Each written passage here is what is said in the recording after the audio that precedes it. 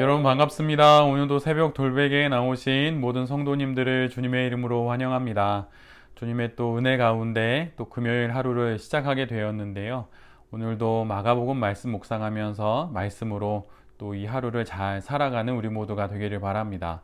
오늘 우리에게 주시는 하나님의 말씀은 마가복음 10장 2절로 9절까지의 말씀입니다. 바리새파 사람들이 다가와서 예수를 시험하여 물었다. 남편이 아내를 버려도 됩니까? 예수께서 그들에게 대답하셨다. 모세가 너희에게 어떻게 하라고 명령하였느냐? 그들이 말하였다. 이혼 증서를 써주고 아내를 버리는 것을 모세는 허락하였습니다. 그러나 예수께서는 그들에게 말씀하셨다. 모세는 너희의 완악한 마음 때문에 이 계명을 써서 너희에게 준 것이다. 그러나 하나님께서는 창조 때로부터 사람을 남자와 여자로 만드셨다. 그러므로 남자는 부모를 떠나서 자기 아내와 합하여 둘이 한 몸이 된다. 따라서 그들은 이제 둘이 아니라 한 몸이다. 그러므로 하나님이 짝지어 주신 것을 사람이 갈라 놓아서는 안 된다. 아멘. 오늘은 마가복음 10장의 말씀을 갖고 본뜻을 이해하라, 본뜻을 이해하라 라는 제목으로 함께 하나님 말씀을 나누도록 하겠습니다. 무리들이 예수님을 따라오게 됩니다. 어디를 가든 예수님 주변에 이토록 사람이 많은 것이지요. 그런데 그 무리들 중에 바리새파 사람들이 예수님을 시험하려고 다음과 같은 질문을 던지게 됩니다. 남편이 아내를 버려도 됩니까? 사실 바리새파 사람들이 지금 여기서 이렇게 예수님께 질문하는 이유가 있습니다.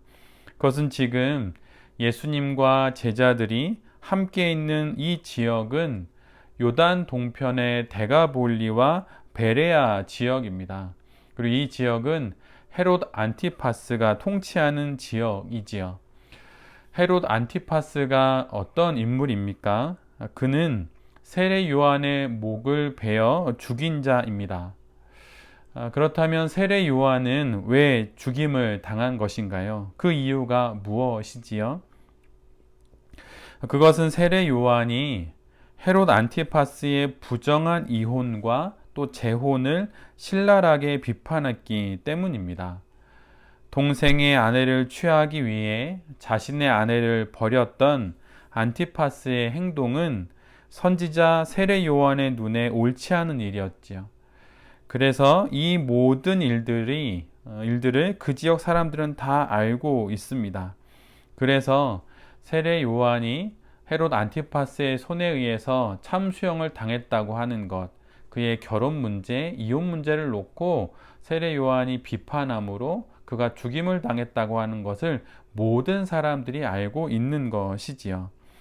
이런 상황에서 바리새파 사람들은 이 민감한 주제를 예수님께 물어서 예수님을 공경에 빠뜨리려고 하는 것입니다.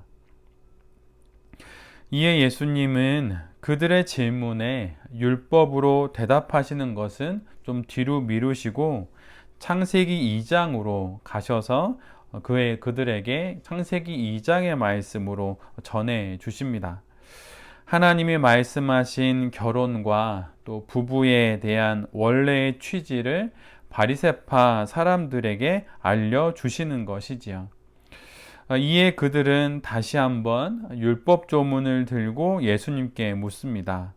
그렇다면 어찌하여 모세는 이혼 증서를 써주고 아내를 버리라고 명령했습니까? 이렇게 묻는 것이에요. 이에 대해 예수님은 매우 단호하게 또한 정확하게 못 박아 이렇게 말씀하십니다.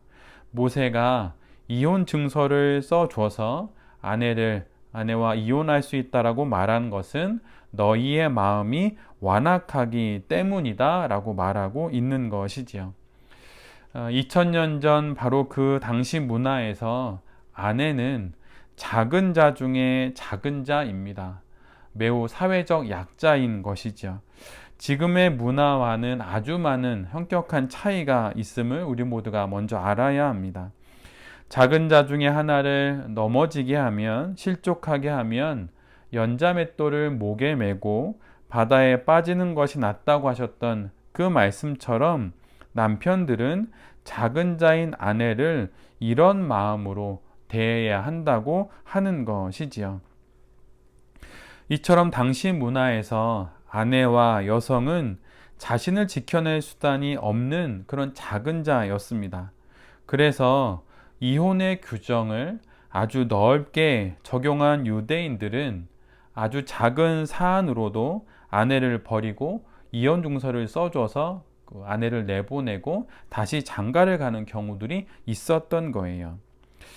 이에 대해 모세의 율법은 작은 자인 아내와 여성을 위한 최소한의 안전장치로 바로 이러한 규정을 정해 두었던 것이죠. 그런데 자기 편의적으로 율법을 적용하여서 작은 자인 아내를 함부로 대하는 일이 없도록 이렇게 조치를 취한 것입니다. 그런데 하나님의 이 본뜻을 사람들이 임의대로 편의적으로 확대 적용하기에 바로 이런 논쟁이 일어나게 된 것이지요.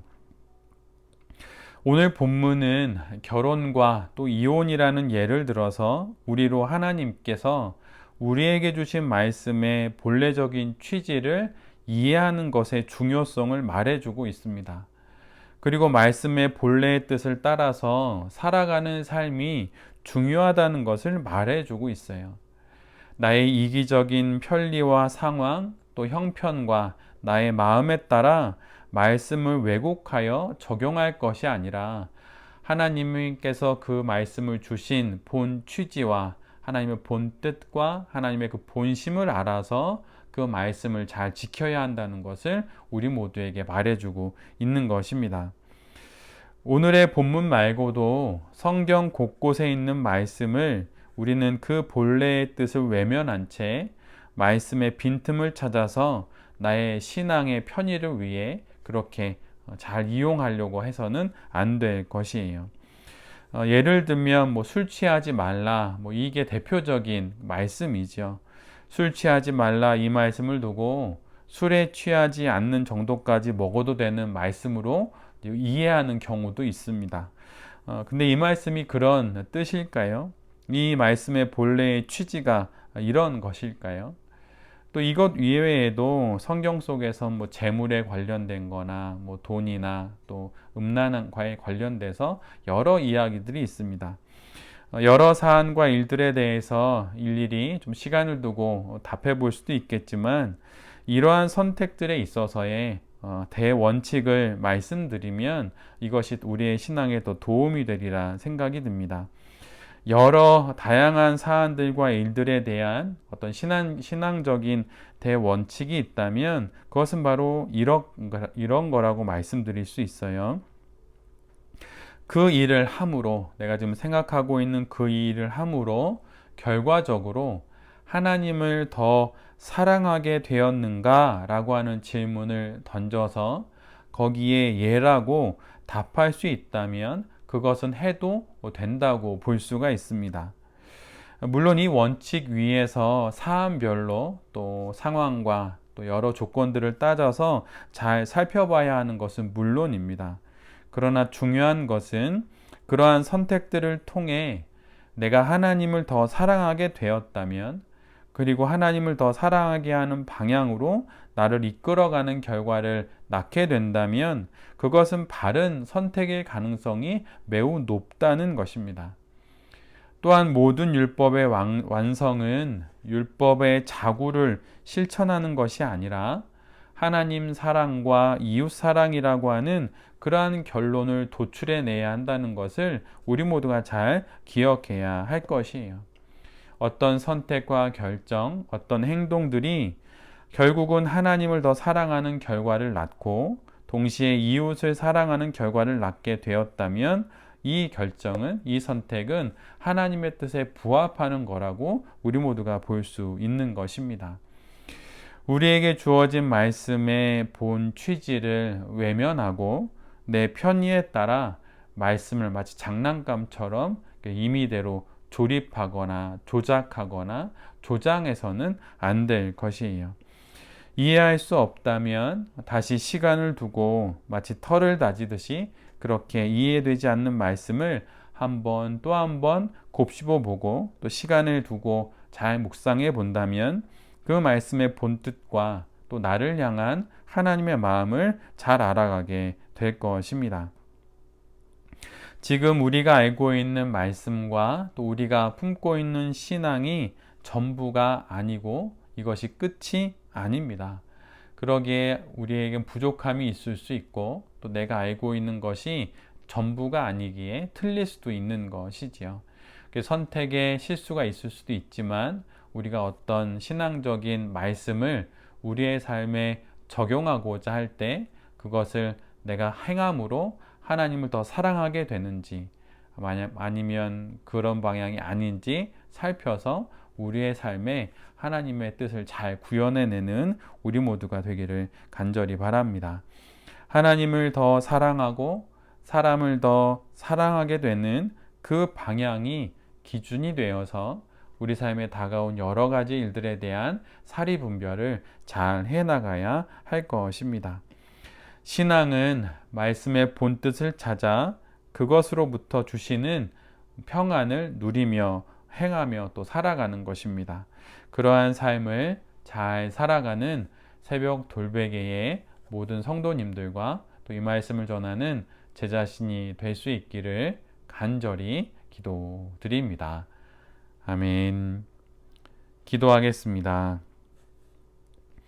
주님, 말씀과 율법, 기도와 신비의 경험, 그 모든 것들이 결국 우리 안에 만드는 것은 하나님에 대한 사랑, 그리고 사람에 대한 사랑입니다.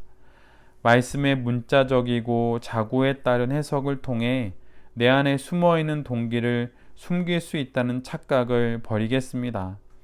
하나님을 더 사랑하고 사람을 더 사랑하고 생명을 귀히 여기는 그 선택을 위해 말씀을 읽고 기도하는 우리 모두가 되게 하여 주시옵소서. 오늘 하루도 하나님을 더 사랑하는 선택으로 사람을 사랑하며 생명을 살리는 이 하루가 되게 하여 주시옵소서. 이 모든 말씀 예수 그리스도의 이름으로 기도드립니다. 아멘.